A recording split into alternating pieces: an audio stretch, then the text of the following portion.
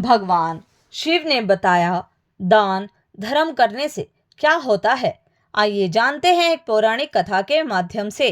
एक बार की बात है, रामपुर गांव में एक सेठ और सेठानी रहते थे।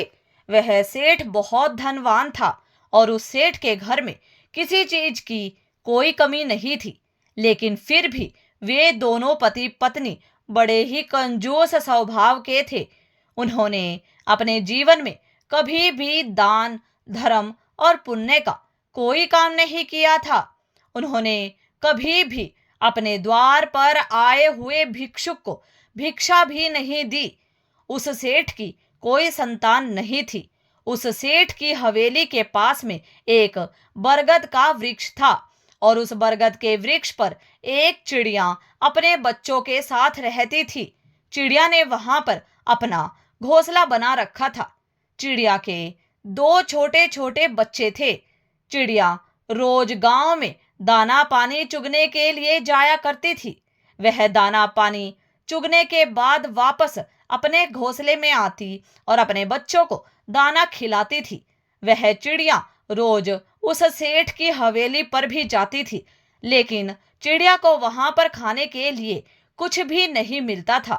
फिर जब वहां उस चिड़िया को खाने के लिए कुछ नहीं मिलता तो वह चिड़िया आगे गांव में चली जाती थी। चिड़िया अपने मन में सोचती कि पूरे गांव में इसी सेठ की सबसे बड़ी हवेली है, लेकिन यह सेठ कभी किसी को दान नहीं देता है, कभी भिक्षुक को भिक्षा नहीं देता है, कभी कोई धर्म का काम नहीं करता है, कभी किसी मंदिर में सहयोग नहीं करता है और ना ही कभी पक्षियों को दाना डालता है। यह सेठ तो बड़ा ही कंजूस है। फिर एक दिन की बात है, सुबह के समय वह चिड़िया अपने घोंसले से उड़कर उस सेठ की हवेली पर जाकर बैठती है। जब वह चिड़िया सेठ की हवेली पर जाकर बैठती है तो उस समय सेठ और सेठानी आपस में बातें कर रहे थे। सेठानी अपने पति से कह रही थी कि सेठ जी, हमारे पास इतनी धन दौलत है, इतनी सारी संपत्ति है कि पूरे गांव वाले हमें गांव का सेठ कहते हैं। हमारे पास धन की कोई कमी नहीं है, लेकिन इस धन का हम क्या करें? हमारा तो कोई वारिस भी नहीं है, हमारा कोई पुत्र भी नहीं है। इस धन को खाने वाला व इसका रखवाला कौन होगा? तब वह सेठ कहता है, सेठानी, इसमें मेरा क्या दोष है? हमारा नसीब ही ऐसा है। हो सकता है हमारे नसीब में पुत्र प्राप्ति का योग ही नहीं है।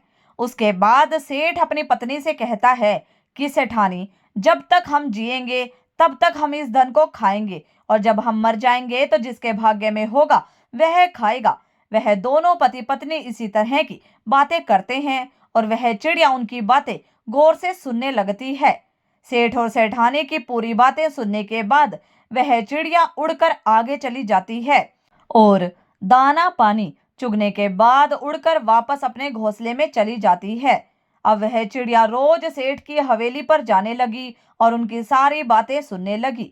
सेठ की जो पत्नी थी सेठानी, वह बड़े ही अच्छे स्वभाव की थी।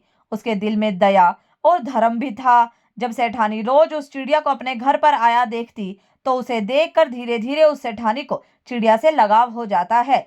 फिर वह सेठानी सेठ से छुप छुप कर चिड़िया को दाना डालने लगी और वह चिड़िया दाना चुगती। ऐसे ही कुछ समय बीत जाता है। फिर एक दिन चिड़िया अपने मन में सोचती है कि यह सेठानी तो बहुत ही अच्छी है, यह मुझे रोज दाना भी खिलाती है, लेकिन उसके घर में कोई पुत्र नहीं है। तब वह चिड़िया अपने मन में सोचने लगती है कि ऐसा क्या किया जाए कि सेठानी के घर में पुत्र का जन्म हो जाए। चिड़िया अपने मन में सोचती है कि एक औरत जब तक मां नहीं बनती है उसका औरत होना भी बेकार है। चिड़िया सोचती है कि औरत का दुख औरत ही समझ सकती है। औरत का जीवन ही तब सफल होता है जब वह मां बनती है। औरत को सबसे ज्यादा सुख तब मिलता है जब वह मां बनती है। यह सोचकर वह चिड़िया बड़ी दुखी हो जाती है और कहती है कि यह बहुत सीधी साधी सेठानी है और मुझे रोज दाना भी खिलाती है। ऐसा मैं क्या करूं कि उनके घर में पुत्र की प्राप्ति हो जाए। एक दिन चिड़िया के मन में आता है कि क्यों ना मैं देवों के देव महादेव के पास पहुंचकर उस सेठ और सेठानी की अर्जी लगाऊं। यही सोचकर वह चिड़िया अपने पति चिड़ा से कहती है कि पिया जी, मैं कुछ दिनों के लिए कहीं जा रही हूँ। आप हमारे बच्चों का ख्याल रखना और उन्हें समय समय पर दाना पानी देते रहना।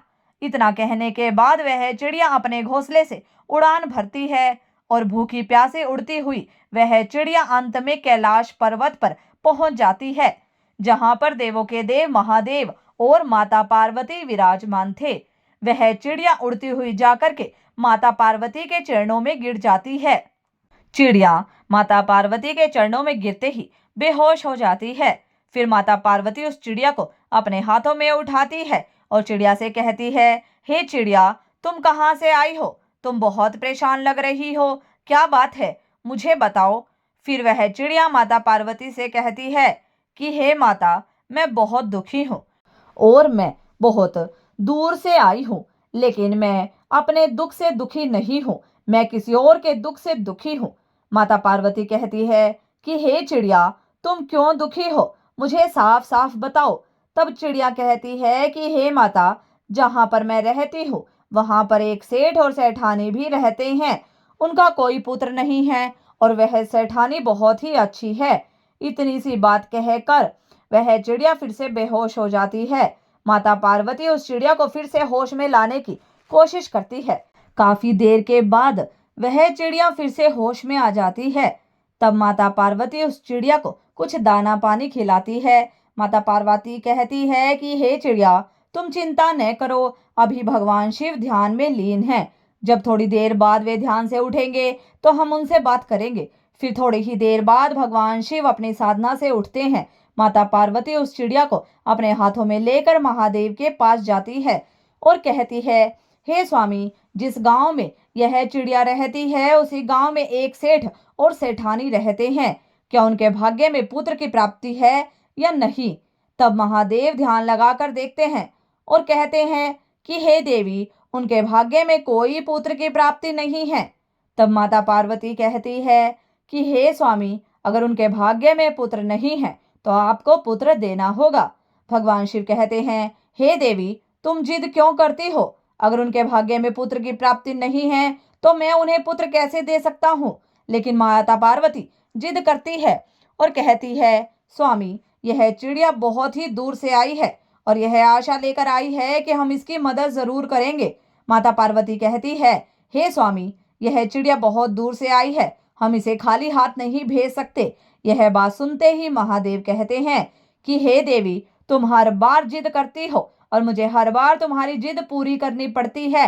ठीक है, अगर तुम जिद कर रही हो तो सेठ और सेठानी को मैं एक पुत्र जरूर दूंगा, परंतु तुम एक बात इस चिड़िया से कह दो कि वह सेठ और सेठानी कोई दान नहीं करते हैं, कोई भी पुण्य का काम नहीं करते हैं, कोई भी पुराण वेद शास्त्र नहीं पढ़ते हैं। वह दोनों नास्तिक हैं। अगर वह नास्तिक से आस्तिक हो जाएंगे, अगर वह धर्म का काम करने लगे तो हम उन्हें एक पुत्र की प्राप्ति अवश्य देंगे। उनको मंदिर भी जाना होगा, भिक्षुक को खाना भी देना होगा, दान और धर्म भी करना होगा, ईश्वर का भजन भी करना होगा, तभी उन्हें पुत्र की प्राप्ति होगी। तब वह चिड़िया कहती है कि हे भोलेनाथ, मैं अपनी तरफ से पूरी कोशिश करूंगी कि वह सेठ और सेठानी मंदिर भी जाएं, पूजा पाठ भी करें और दान दक्षिणा भी दें। उसके बाद भगवान शिव कहते हैं तथास्तु। उसके बाद वह चिड़िया भगवान शिव और माता पार्वती को प्रणाम करती है और वहां से चल देती है। चिड़िया उड़ते उड़ते अपने घोंसले में आ जाती है और उसके 9 महीने के बाद सेठानी को एक सुंदर पुत्र की प्राप्ति होती है। वह सेठ और सेठानी पुत्र को पाकर बहुत खुश होते हैं और वह चिड़िया भी फूले नहीं समा रही थी। वह चिड़िया बहुत खुश थी कि उसकी मेहनत सफल हो गई है। चिड़िया भी यह जानकर बहुत खुश होती है। फिर वह चिड़िया सोचती है कि वह सेठ इस गांव का सबसे धनी सेठ है और वह अपने बेटे को अच्छा अच्छा खाना खिलाएगा तो खाने के कुछ टुकड़े तो नीचे भी गिरेंगे, अब वह हमें भी खाने को मिलेंगे। यह सोचकर वह चिड़िया बहुत खुश होती है। धीरे धीरे वह सेठ का लड़का बड़ा होने लगा। फिर एक शिवरात्रि निकल गई, दूसरी शिवरात्रि भी निकल गई, तीसरी शिवरात्रि भी निकल गई, चौथी शिवरात्रि भी निकल गई और जब 5वीं शिवरात्रि आने वाली थी तो वह चिड़िया बहुत चिंतित हो जाती है और बहुत दुखी भी हो जाती है। वह चिड़िया सोचती है कि यह सेठ का बेटा 5 साल का हो चुका है, लेकिन यह सेठ और सेठानी ना कभी मंदिर जाते हैं, ना पूजा पाठ करते हैं और ना किसी गरीब को खाना खिलाते हैं। अब वह चिड़िया सोचती है कि अगर यह सेठ और सेठानी दान धर्म नहीं करते हैं, पूजा पाठ नहीं करते हैं, किसी भूखे को खाना नहीं खिलाते हैं, तो इनका पुत्र अपाहिज होगा और बहुत ही जल्द खत्म हो जाएगा। यही सोचकर वह चिड़िया बहुत ज्यादा चिंतित होती है और दुखी भी हो जाती है। अब चिड़िया सोचने लगती है कि मैं सेठ और सेठानी को कहूँ तो कैसे कहूँ, यह मेरी भाषा को नहीं समझते, यह मेरे इशारों को भी नहीं समझ पाएंगे, अब मैं क्या करूं। यही सोचकर वह चिड़िया बहुत ज्यादा दुखी हो जाती है। तब तक उस चिड़िया के बच्चे भी बड़े हो चुके थे। वह चिड़िया अपने बच्चों से कहती है कि बच्चों, अब तुम अपना ख्याल रखना, मैं कुछ दिनों के लिए कहीं बाहर जाकर आ रही हूँ। वह चिड़िया फिर से अपने घोंसले से उड़ान भरती है और सीधे कैलाश पर्वत पर पहुंचती है। कैलाश पर्वत पर जाकर माता पार्वती के चरणों में गिर जाती है। माता पार्वती उस चिड़िया को अपने हाथों में उठाकर कहती है कि हे चिड़िया, अब तुम्हें क्या परेशानी है? तुमने जो कहा था वह तो हो चुका है। सेठ और सेठानी को पुत्र की प्राप्ति हो चुकी है। अब तुम यहाँ क्यों आई हो? तब वह चिड़िया माता पार्वती से कहती है कि माता, सेठ और सेठानी को पुत्र की प्राप्ति तो हो चुकी है, लेकिन उनसे दान दक्षिणा कराने में मैं असफल रही। उनको मैं धर्म के मार्ग पर नहीं ला सकी। वे दोनों पति पत्नी आज भी वही काम करते हैं जो कि पहले करते थे। ना वह मंदिर जाते हैं और ना ही पूजा पाठ करते हैं और ना ही किसी गरीब को खाना खिलाते हैं और ना ही किसी भगवान का भजन करते हैं। वह दोनों पति पत्नी बिल्कुल वैसे ही हैं। वह दोनों पति पत्नी जैसे पहले थे वैसे के वैसे ही हैं। तब भगवान शिव कहते हैं कि हे चिड़िया, तब उनका पुत्र अपाहिज होगा। फिर वह चिड़िया माता पार्वती के चरणों में गिर जाती है और कहने लगती है कि हे माता, ऐसा नहीं होना चाहिए। चिड़िया इस बात को अच्छी तरह से जानती थी कि अगर पिता से कुछ मांगना हो तो माता के चरणों में गिर जाओ। यदि आप माता को राजी कर लेते हैं तो पिता तो अपने आप ही मान जाते हैं। यही सोचकर वह चिड़िया माता पार्वती के चरणों में गिर जाती है और अपने सिर को पीटने लगती है। माता पार्वती फिर से चिड़िया को अपने हाथों में उठा लेती है और कहती है, हे चिड़िया, तुम शांत हो जाओ। फिर माता पार्वती फिर से महादेव से कहती है, हे स्वामी, ऐसा नहीं होना चाहिए। फिर वह चिड़िया कहती है कि हे माता, मैंने बहुत कोशिश की उन्हें अपनी भाषा में समझाने की, लेकिन न तो वह मेरी भाषा समझ पाते और न ही मेरे इशारों को समझ पाते, तो अब मैं करूं तो करूं क्या। फिर वह चिड़िया कहती है कि हे माता, अगर आप दोनों वहां चलकर सेठ और सेठानी को धर्म के मार्ग पर लाएं तो बहुत अच्छा होगा। तब माता पार्वती और भगवान शिव चिड़िया से कहते हैं कि चलो ठीक है, ऐसा ही होगा। हम बहुत जल्द सेठ और सेठानी के द्वार पर पहुंचने वाले हैं। फिर वह चिड़िया वापस अपने घोंसले में आ जाती है। महादेव और माता पार्वती एक भिक्षुक का भेष धारण करके उस सेठ और सेठानी के द्वार पर जाते हैं और सेठानी से कहते हैं कि मैया, हमको बहुत तेज भूख लगी है, हमें कुछ भोजन खिला दो। अगर तुम लोग हमें भोजन नहीं खिलाओगे तो हम तुम्हें श्राप दे देंगे और तुम बर्बाद हो जाओगे। तब वह सेठानी हाथ जोड़ के कहती है, हे बाबा, आप हमें श्राप मत देना, हम आपको भोजन करवाते हैं। तब सेठानी साधु के वेश में भगवान शिव और माता पार्वती को अपने घर के अंदर ले जाती है और दोनों को अच्छे अच्छे पकवान बनाकर खिलाती है। और जो वह सेठानी का पुत्र था वह घर में इधर उधर घूम रहा था। तभी वह महादेव और माता पार्वती को रोटी लाकर डालता है, तो कभी उनको सब्जी लाकर डालता है, कभी कोई और मिठाई लाता है। यह देखकर माता पार्वती बहुत खुश होती है। माता पार्वती सोचती है कि यह महादेव का प्रसाद है, इसीलिए इतना चंचल है। वह सेठानी साधु के भेष में माता पार्वती और महादेव को भोजन करा देती है। उसके बाद महादेव और माता पार्वती उसके घर से जाने लगते हैं। तब सेठ और सेठानी दोनों आते हैं और हाथ जोड़कर कहते हैं कि बाबा, हमसे आपकी सेवा में कोई कमी तो नहीं हुई, यदि कमी रही हो तो हमें क्षमा कर दें, हमें कोई श्राप न दे। तब महादेव कहते हैं कि सेठ और सेठानी, ध्यान से सुनो, गलतियां तो तुमने बहुत की हैं और गलतियां करते ही जा रहे हो। अगर इसी तरह से करते रहे तो तुम्हारा पुत्र पर घोर संकट आने वाला है और तुम्हारा पुत्र बहुत जल्द इस दुनिया से अलविदा हो जाएगा। तब वह सेठ और सेठानी महादेव के चरणों में गिर जाते हैं और कहते हैं कि बाबा, हमें कोई मार्ग बताइए, हम क्या कर सकते हैं। बुढ़ापे में जाकर तो हमें एक पुत्र की प्राप्ति हुई है, अब हम इस पुत्र को खोना नहीं चाहते हैं। तब महादेव कहते हैं कि खड़े हो जाओ और ध्यान से सुनो, आज के बाद अगर कोई तुम्हारे द्वार पर आता है तो वह खाली हाथ नहीं जाना चाहिए। दान धर्म करो, पूजा पाठ करो, लोगों की सहायता करो, भजन कीर्तन करो, गरीबों को खाना खिलाओ और जीव जंतुओं को खाना खिलाओ, ईश्वर की भक्ति करो। तब वह दोनों पति पत्नी हाथ जोड़ करके भगवान के चरणों में गिर जाते हैं और कहते हैं कि हे बाबा, हम ऐसा ही करेंगे। और महादेव सेठ और सेठानी से कहते हैं कि जो पुत्र आज तुम्हारे घर में खेल रहा है, यह तुम्हारी मेहनत से नहीं, यह तो तुम्हारे नसीब में था ही नहीं, यह तो एक चिड़िया की मेहनत है जो तुम्हारे यहाँ से उड़ करके कैलाश पर्वत पर पहुंची और भगवान शिव और माता पार्वती से विनती करके इस पुत्र को तुम्हारे लिए मांगा है। यह तो उस चिड़िया की भक्ति का फल है जो आज तुम्हारे घर में खेल रहा है। तब वह सेठ और सेठानी कहते हैं कि बाबा, वह चिड़िया कौन सी है? तभी वह चिड़िया वहां पर आ जाती है और महादेव और माता पार्वती को प्रणाम करती है। वह दिन महाशिवरात्रि का था, जिस दिन महादेव और माता पार्वती सेठ और सेठानी के घर आए थे। फिर महादेव और माता पार्वती अपने असली रूप धारण करते हैं और सेठ और सेठानी को अपना दर्शन देते हैं। उस चिड़िया का महाशिवरात्रि व्रत सफल हुआ।